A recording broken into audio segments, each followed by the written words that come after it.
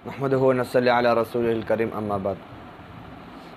एक साथी ने ये पूछा है कि हमारे पास चीज़ें आती है और हमें उसके मुताल्लिक़ शक होता है कि आया ये चीज़ जो है चोरी की है, तो हमारे लिए लेना वो जायज़ है कि नहीं।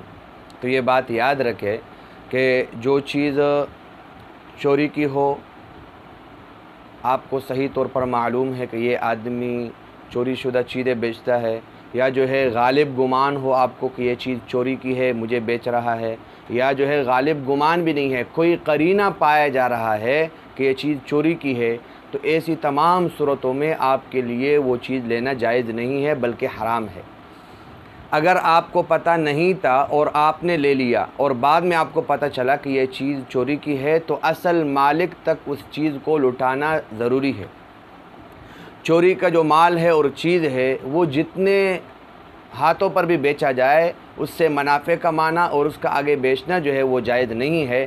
तो लिहाजा चोरी के जो अशिया हैं उसके मुतालिक बात यही है कि वो हम ना ख़रीदें, और जब इस तरह की सूरत हो तो उसको वापस किया करें, क्योंकि ये चीज़ हमारे लिए ख़रीदने ही जायज़ नहीं है बल्कि हराम है। और जब असल मालिक को वो चीज़ लुटाना जो है वो ज़रूरी है, तो हमें वो चीज़ ख़रीद कर जो कोई फ़ायदा नहीं है, दुनियावी एतबार से भी नुकसान है और उखरवी एतबार से भी नुकसान है। तो लिहाजा अर्ज़ गुजारिश ये है कि इस तरह के लोगों से चीज़ें ना लिया करें। ये चीज़ें ख़रीदना और आगे इस तरह के बेचना जो है ये जायज़ नहीं है, हराम है।